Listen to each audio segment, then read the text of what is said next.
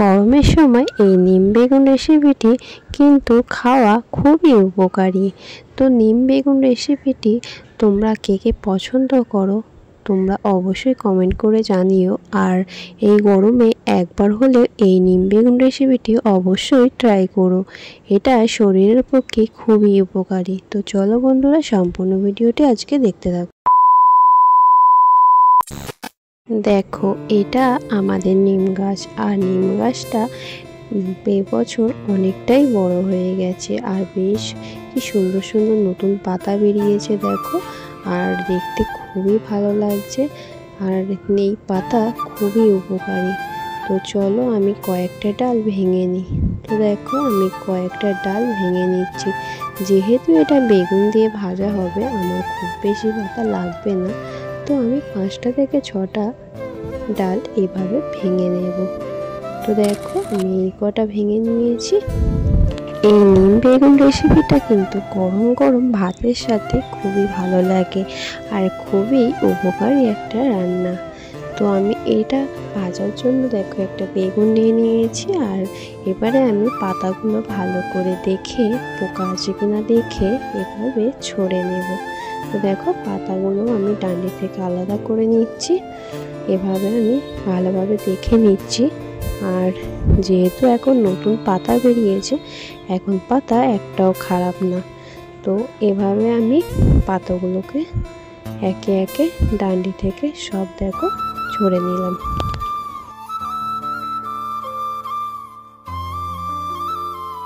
দেখো এখানে সব পাতাগুলো আমি ডান্ডি থেকে ছাড়িয়ে নিয়েছি। এবারে আমি বেগুনটাকে চালা করে নিচ্ছি, নিয়ে বেগুনটা আমি ছোট ছোট করে পিস করে নেব।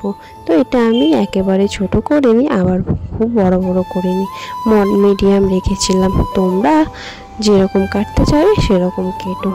তো দেখো আমি এইভাবে কেটে নিয়েছি। আর বেগুন আর নিম পাতাটা আমি কিন্তু খুব ভালো করে ধুয়ে নিয়েছি। এবারে কড়াই বসিয়ে গ্যাসটাকে জ্বালিয়ে দিলাম। তো এবার কড়াইটা দেখো একটু গরম করে নেব। তো কড়াইটা আমার একটু গরম হয়ে গেছে, এর মধ্যে আমি নিম পাতাগুলো দিয়ে দিলাম। এবারে কিছুক্ষণ এটা নাড়াচাড়া করতে হবে, যতক্ষণ না নিম পাতা থেকে জলটা কমে যাচ্ছে। তো নিম পাতার গায়ে যে জলগুলো আছে সেই জলগুলো কমে গেলে তারপরে একটু এটা নাড়াচাড়া করলে ভাজা ভাজা হয়ে যাবে। তো দেখো এভাবে একটু উল্টে পাল্টে দিচ্ছি যাতে জলগুলো কমে আসে। তো দেখো একেবারে জলটা কিন্তু অনেকটা কমে গেছে। এবারে বেশ কিছুক্ষণ এটা শুকনো খোলায় ভালো করে নাড়াচাড়া করে নেব।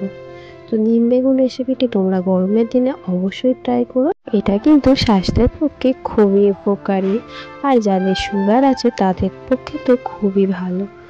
তো দেখো আমি কিন্তু অনেকক্ষণ ধরে এটাকে নাড়াচাড়া করে নিলাম। এবারে দেখো অনেকটা ভাজা ভাজা হয়ে এসেছে, কালারটা দেখো চেঞ্জ হয়ে গেছে, দেখেই বুঝতে পারছো। তো এটা ভাজতে ভাজতে তোমরা একটু দেখে নেবে যে গুঁড়ো হচ্ছে কিনা। যখনই গুঁড়ো হওয়ার মতো অবস্থায় আসবে তখন কিন্তু এটা ভাজা হয়ে যাবে। আর যদি কোনো নতুন বন্ধু আমার ভিডিওটি দেখে থাকো অবশ্যই আমার চ্যানেলটি সাবস্ক্রাইব করে পাশে থাকা বেল আইকনটি ক্লিক করে রেখো, আর অবশ্যই নোটিফিকেশনটা অল করে দিও। দেখো কথা বলতে বলতে আমার কিন্তু নিম পাতাটা পুরোপুরি ভাজা হয়ে গেছে। তো আমি এবার দেখো হাত দিয়ে গুঁড়ো করে দেখিয়ে দিচ্ছি, দেখো পুরো গুঁড়ো হয়ে যাচ্ছে, তার মানে আমার পাতাটা ভাজা কমপ্লিট। এবারে একটা আমি পাত্রের মধ্যে পাতাটাকে তুলে নিচ্ছি। দেখো আমি একটা পাত্রের মধ্যে পাতাগুলো তুলে নিচ্ছি।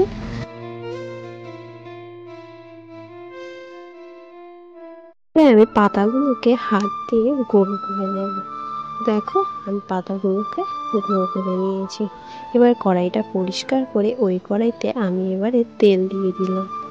তো তেলটা এবার খুব ভালো করে গরম করে নেব। তো দেখো তেলটা আমার গরম হয়ে গেছে, আমি একটু চারদিকে একটু মিশিয়ে দিলাম তেলটা। দেওয়ার পর এবারে আমি কেটে রাখা বেগুনগুলো এই তেলের মধ্যে দিয়ে দেবো। আর এই নিম বেগুন গরম হয়ে গেছে, এবারে আমি কেটে রাখা বেগুনগুলো তেলের মধ্যে দিয়ে দিলাম। তো বেগুনটা ভাজতে কিন্তু খুব একটা বেশি সময় লাগবে না, এবারে খুবই তাড়াতাড়ি হয়ে যাবে। চলো তোমরা দেখতে থাকো। এই নিম বেগুন রেসিপিটা কিন্তু খুবই তাড়াতাড়ি হয়, তো খুব চটজলদি একটা রেসিপি। তো কেউ স্কিপ করো না, সম্পূর্ণ ভিডিওটি দেখো। আর ভালো লাগলে অবশ্যই লাইক কমেন্ট করে জানিও। তো এভাবে বেশ কিছুক্ষণ আমি ভালো করে একটু ভাজা ভাজা করে নেব বেগুনটা। আর এতে অন্য কোনো মশলা আমি ইউজ করবো না, শুধু নুন আর হলুদ ইউজ করবো। তো দেখো বেগুনটা কিন্তু হালকা লাল লাল ভাজা হয়ে এসছে। তো এমনিতেও বেগুন ভাজা খেতে খুবই ভালো লাগে, আর নুন বেগুন তো আরও ভালো লাগে খেতে, গরম গরম ভাতের সাথে খুবই ভালো লাগে খেতে। তো দেখো এবার আমি এর মধ্যে পরিমাণ মতো নুন দিয়ে দিলাম। তো পরিমাণ মতো নুন দেওয়ার পর অল্প একটু হলুদ গুঁড়ো দিয়ে দিলাম। দেওয়ার পর এটাকে একটু ভালো করে মিশিয়ে নেব, নিয়ে আর একটু ভাজা ভাজা করে নেব।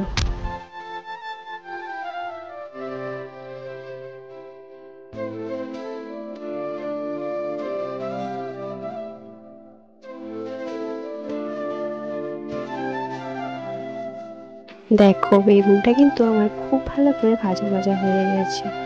তো একেবারে পুরো ভাজা কমপ্লিট। এবারে আমি এর মধ্যে ভেজে রাখা যে নিম পাতাটা ছিল গুঁড়ো করা, সেটা দিয়ে দিলাম। তো নিম পাতাটা তোমরা তোমাদের পরিমাণ মতো দিও, তো যে যতটা দিতে চাও ততটা দিও। আমি এতটাই দিয়েছিলাম, কিন্তু খুব বেশি তেতো হয়নি, আবার খুব কমও হয়নি, মোটামুটি ঠিকই ছিল। তো দেখো এভাবে মিশিয়ে নিলাম, খুব ভালো করে কিছুক্ষণ ধরে মিশিয়ে নেব। মিশিয়ে নিলে রেডি, আর কোনো ঝামেলা নেই। খুবই ভালো একটা রেসিপি গরমের দিনে, তোমরা অবশ্যই ট্রাই করো। আর যদি ভালো লাগে অবশ্যই লাইক কমেন্ট করো, আর যদি নতুন বন্ধু হয়ে থাকো চ্যানেলটি সাবস্ক্রাইব করে পাশে থেকো। দেখো ভাজাটা তো কমপ্লিট হয়ে গেছে। এবারে একটা পাত্রের মধ্যে এটাকে নামিয়ে নেব। দেখো দেখতে কত সুন্দর লাগছে। এবার আমি একটা পাত্রের মধ্যে এটাকে নামিয়ে নিলাম।